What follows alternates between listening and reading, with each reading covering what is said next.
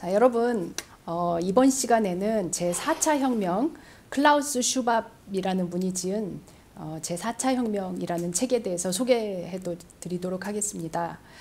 제4차 혁명이라는 말을 굉장히 많이 들으셨는데 슈밥이라는 분이 쓴 제4차 혁명이 독일 분인데 이분이 태어난 독일에서보다 한국에서 더 많이 이 책이 팔렸다고 합니다. 그럴 정도로 우리나라 사람들이 제4차 혁명에 대해서 굉장히 많은 궁금증과 관심을 가지고 있는 것으로 이렇게 보여지는데요. 이 클라우스 슈밥이라는 분은 여러분들이 많이 들어보신 세계 경제 포럼, 일명 다보스 포럼이라고 하죠. 그것을 처음으로 만드신 분이고, 이 세계 경제 포럼을 만들어서 세계적으로 이제 핫 이슈가 되고 있는 여러 주제들에 대해서 문제를 해결하고 또 지도자와 리더십을 가지고 있는 분들이 같이 모여서 논의하고 토론하는 그런 포럼입니다. 그 포럼에서 제4차 혁명이라고 하는 것을 인식하고 이 4차 혁명에 대한 전 세계적인 그 패러다임의 변화가 이루어지고 있다. 그리고 그런 패러다임의 변화와 맞춰서 인간의 삶과 사회를 움직이고 있는 여러 가지 작동 기제들이 변화하고 있음을 선언했습니다. 제4차 혁명이라고 하는 것이 무엇일까요? 뭐라고 이렇게 정의 내리긴 상당히 힘든데 우리가 제1차 그 산업혁명, 제2차 산업혁명, 3차 산업혁명이 있었으니 제4차 산업혁명이 있겠죠.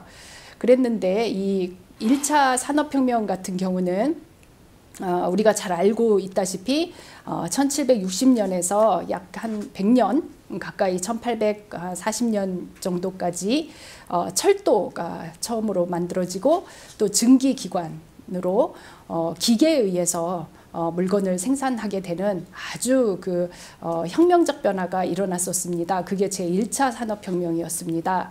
그전에는 모든 것을 사람들이 손으로 만들고 생산을 했었습니다. 근데 인간이 기계를 활용해서 물건을 생산해서 또 철도를 이용해서 신속하게 판매를 할 수 있었던 이런 어떤 구조적인 변화는 산업에 굉장히 큰 변화를 일으켰고 자본주의 발달이라고 하는 길을 걷게 됐습니다.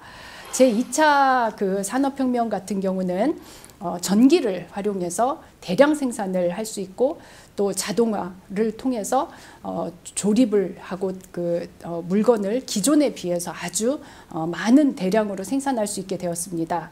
그래서 이제 우리가 자동차에 대한 생산이라고 하는 것들도 과거에는 생산 자체가 굉장히 공급이 달렸기 때문에 가격이 굉장히 비쌌다면 이렇게 조립 라인을 활용하고 전기를 활용해서 자동차 생산을 하게 되면서 대량 생산을 하게 되고 집집마다 자동차 한 대씩을 가질 수 있게 되고 우리가 어떤 물건을 과거에 비해서 훨씬 많은 공급량을 자유롭게 선택할 수 있는 그런 시대가 되었습니다. 이것이 19세기에서 20세기까지 이렇게 이루어졌다면 제3차 산업혁명 같은 경우는 1960년대부터 이제 진행이 되어서 1990년대까지도 이렇게 진행이 되고 있고 지금도 여전히 퍼져나가고 있습니다. 컴퓨터, 반도체 이런 것들의 개발로 인해서 우리가 인터넷, 90년대 같은 경우 인터넷이고 그리고 계속 컴퓨터와 인터넷과 IT라고 하는 것이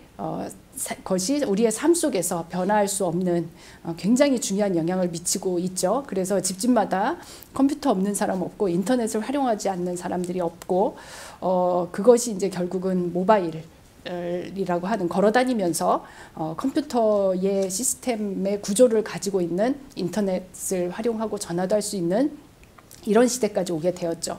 자, 그러면 제4차 산업혁명이라고 하는 부분에서는 또 무엇이 달라지는 것인가? 이것이 어찌 보면 우리의 삶을 통째로 변화시키는 굉장히 중요한 IT가 다양한 분야, 사회, 기업, 국가, 다양한 분야와 부분과 결합을 하게 된다는 것입니다. 우리가 이제 잘 쓰고 있는 말 중에 빅데이터라든지 인공지능이라든지 사물 인터넷이라든지 이런 어떤 용어들이 4차 혁명을 이야기할 때 많이 따라오는 부분입니다. 이 4차 산업혁명의 는 융합이라고 하는 것이 또 굉장히 중요한 키워드입니다. 그래서 IT와 또 여러 가지 어떤 뭐 생물이라든지 그리고 또 물리라든지 이런 것들이 같이 서로 융합이 되어서 굉장히 어떤 다른 차원의 세계를 불러일으키고 있다는 것이죠. 그런 차원에서 굉장히 패러다임의 어떤 변화이고 엄청난 변화가 이제 요구되어지는 것입니다. 예를 들면 이제 아마존이라든지 또 구글이라든지 이런 곳에서 기존과는 전혀 다른 방식으로 로봇을 활용해서 물건을 계속 이동시키고 물건을 배치하고 또 물건을 선택할 수 있게 하고 그 다음에 빅데이터를 분석해서 그 빅데이터의 그 결과를 가지고 인공지능이 계속 그 빅데이터의 분석된 그 내용들을 축적을 하게 되면 인간보다 훨씬 스마트한 지능을 갖게 되고 그 지능을 통해서 다양한 문제들을 의료부터 법률부터 그리고 또 우리가 일상생활에서 필요로 하는 제품 구매부터 또 뭐 운반, 배송 모든 부분에 있어서 다 이렇게 이어지고 활용이 되죠. 사물 인터넷 같은 경우에도 사물에 이제 그런 컴퓨터와 그런 빅데이터를 활용한 인공지능들이 들어가게 되면 우리한테 굉장히 인간의 어떤 기분이라든지 상태라든지 우리의 선호라든지 이런 것들을 맞추어서 그것에 맞게끔 변환되고 제시되는 이런 차원으로 바뀌게 된다는 것이죠.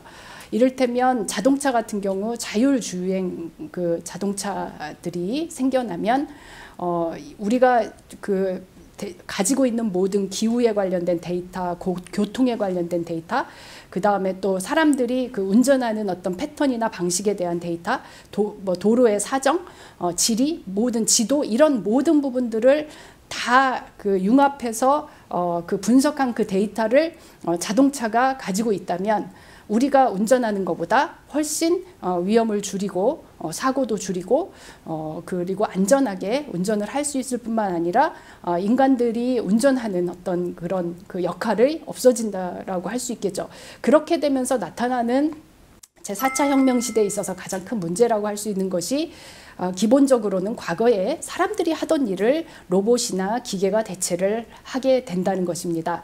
예를 들어 우리 대학에서 학사와 관련된 모든 일들을 도와주는 교직원이라든지 조교들이 하고 있는 일들을 로봇 조교가 AI 조교가 대체할 수도 있게 되면 일자리들이 사람들이 했던 일자리들을 많이 줄어들게 되겠죠. 그래서 제4차 혁명과 더불어 AI 로봇이 인간을 대체하게 되는 그런 일들을 하게 된다면 우리는 상당히 많은 부분에 있어서 기존에 해왔던 일자리를 잃게 됩니다. 그렇게 됐을 때 이제 또 새로운 일자리도 창출이 될 수 있고 또 경제 같은 개념도 소유 경제에서 공유 경제로 바뀌고 있는 부분입니다.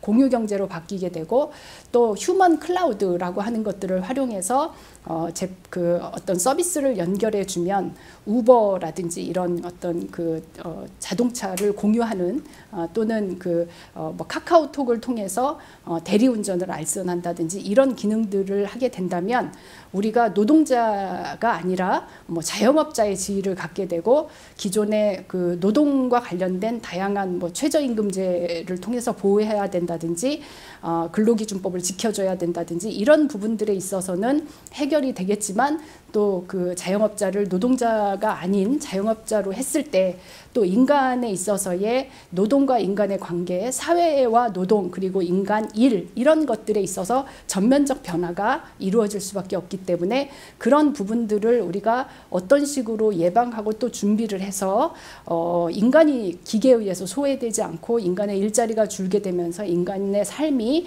점점 피폐해지거나 더 어떤 불평등과 양극화가 강화되는 형태로 가지 않도록 사회적인 재반 준비를 해야 되는 부분도 큰 과제라고 할 수 있습니다. 그래서 이 제4차 혁명이라는 책을 통해서 클라우드 슈밥이 예측하고 있는 새로운 세계에 대한 지식과 가까운 미래에 이미 지금 나타나고 있는데, 이런 패러다임의 변화를 여러분들이 읽게 된다면 여러분들의 어떤 직업적인 전망 또는 미래에 무엇을 하고 살 것인지, 그리고 어떤 일들을 어떤 방향으로 해나가야 될 것인지, 그리고 기업이나 조직을 운영하고 계신 리더시라면 보다 창의적이고 혁신적인 어떤 그 인식과 그 발상이 필요하다라는 점에서 굉장히 많은 통찰을 얻으실 수 있을 거라고 생각을 합니다.